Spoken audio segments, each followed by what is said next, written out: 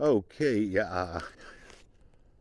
came out early this morning with Mr. Box right there. He's setting up his studio system. And so we are way back up here in the deep woods in between these 700 plus foot high ridge lines at this coal drift mine here. And Mr. Box, about a year or so ago, started working on this, and we got sidetracked with other activities and other field trips. So he wanted to come back out here while the weather's good at making a supreme effort to try to get in this Circa 1905 drift mine that runs all up under this high ridge line. Its sister mine to this one is just across the way over there. Has a big, deep air shaft. So I'm going to be with him for a little while. Then what I'm going to do is, I'm going to be doing some kill two birds with one stone. I'm going to be proceeding to another side of the ridge line to look for some air shafts. But he's got his work cut out for him. But he is ready. So we're going to get this open. Oh yeah. So, all right. And, let the excavation work commence.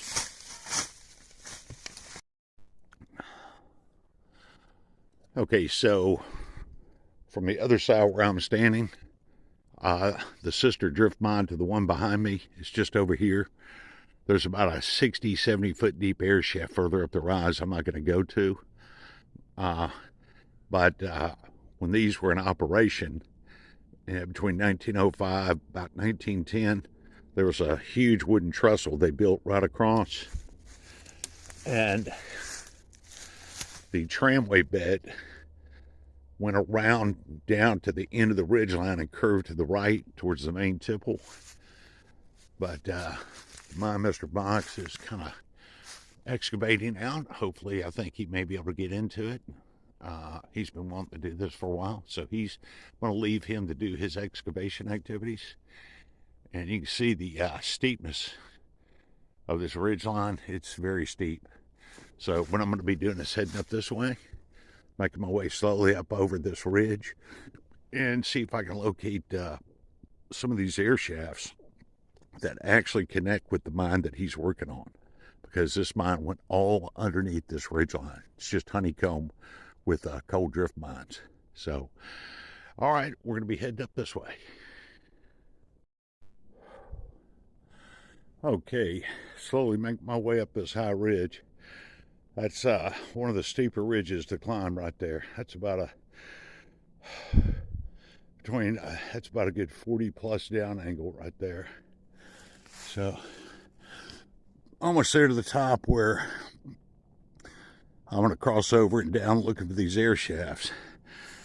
And all up under here are the remains of that mine that Mr. Box is working on. It's just hard to believe. So I'm at somewhere around 700 foot plus elevation above sea level. So we'll keep tracking this way. Okay, crossed over the ridge line, which is way back up that way. Came down in this direction. So, going to be moving off over the bottom into this ravine and hopefully making my way down to locate the first air shaft. And these are all connected to the actual drift mine that Mr. Box is trying to excavate to open it. So it's hard to believe. I mean, probably a good half a mile away from him right now. That's how big these mines were. So we're going to keep heading in this direction. Okay, made my way down. Keep making my way down further on the other side of the ridge. And this is the location of one of them, right in here somewhere. You can see this has got nice, solid rock overhangs right here, so it'd be a perfect place for a air shaft. So just going to look around here and then proceed further along the side of the ridge where there's 2 or 3 more. You know, probably won't find anything, but you know, it's worth a look. If you don't go, you don't know. So, all right, but beautiful topography, man. Beautiful scenery out here. That's for sure.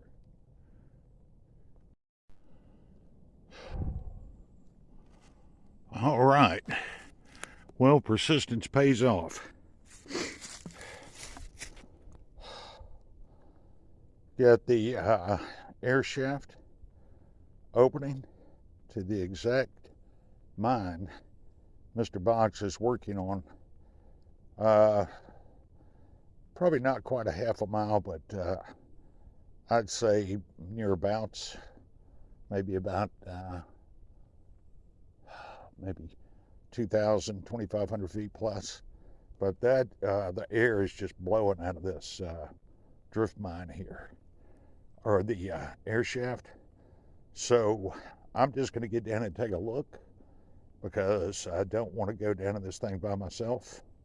But I've gone ahead and marked it, and I'll go down there and take a quick look and see what it looks like, I guess, and come back out, and we're going to continue tracking over this way here. But nice find. This goes to the exact mine Mr. Box is working on. These were on headers, long headers off the main haulage way.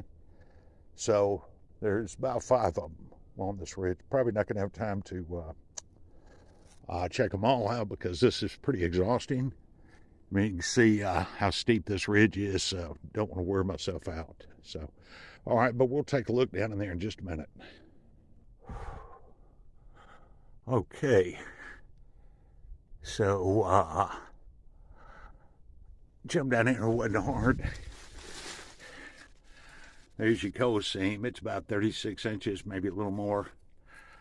And you got some, see, it's not the best top. It's a lot of sandstone. But I don't want to go back in there by myself. But once you get past that obstruction, you can't really see with the camera. But it's wide open past about 30, 40 feet. And the air is just, man, it's just blowing up out of here. So that's, whenever you have good airflow, that's an excellent sign for a mine. So, but, well, located the first one right here. And we'll see about getting up out of here, and we'll definitely go check out the other ones, and then probably in a couple hours or so join back up with Mr. Box and see how he's progressing along. Okay, we're going to be, like I said, leaving this air shaft here. Going to be proceeding in this direction, and I'm going to be looking for hopefully maybe 3 more, but I'll just see how it goes. But I don't much look forward to the climb back up out of here. This is steep. So, okay, we're going to proceed on to hopefully the next air shaft.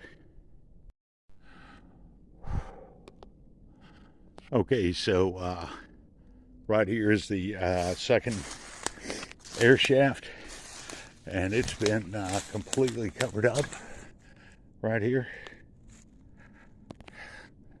Would be right there. So there's a lot of remnants of they must have had a fire along this ridge line years ago. You can see where that's cut right there. Could have had some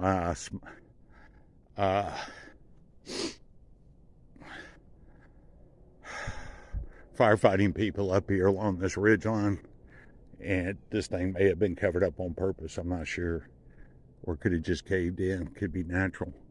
But anyway, we're gonna go and check out one more. We're gonna try to stay along this line because this elevation say as straight as I can, because this is where all the drift mines are, on this exact elevation and this angle of the ridge. So, all right, we'll keep going. Okay, I checked on a couple of more. Didn't film anything because they were closed. And you got this one right here. Just get over and that thing's just squared right up, but it's probably sealed. Got you a nice overhang there. It almost looks like a mine entrance from a distance, but it's just an overhang. But this is another air shaft, and that actually looks like stonework right there. Could just be the sandstone, but it almost looks like a wall. But I'll look down in here real quick, and I think the last one I'm going to look at is probably not too far away from where I'm at right now. So, all right, hitting them, getting every one of them at least. So far, one is open. Okay, yeah, this one is sealed up big time. You can see where the miners just cut right out. I mean, they came out of an excellent location, but it's completely sealed.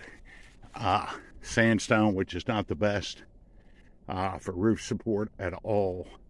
So, all right, we'll get up out of here and make my way around the corner.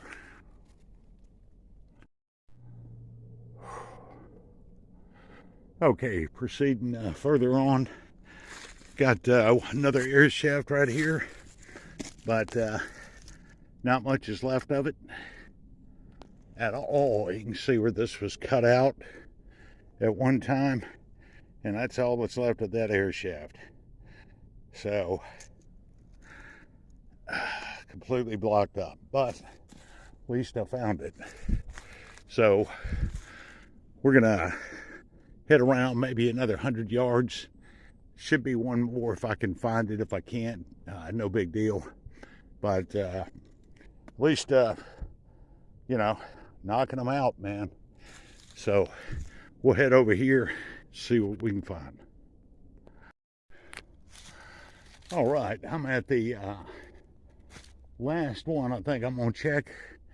I'm pretty gassed doing this, but this was one right here, one of the air shafts, and it's completely closed. So, but I don't even know, 6, 7 I've checked, so just one is really open. There's supposed to be one more around the corner. I don't know if I can do it. So that's some hard walking when you're walking along a steep angle of a ridge, trying to keep it the same elevation as these air shafts. So, but anyway, at least I was able to locate them, and like I said, there might be one more around the corner. I just have to think about whether or not I want to go see if I can find it. So, to be continued.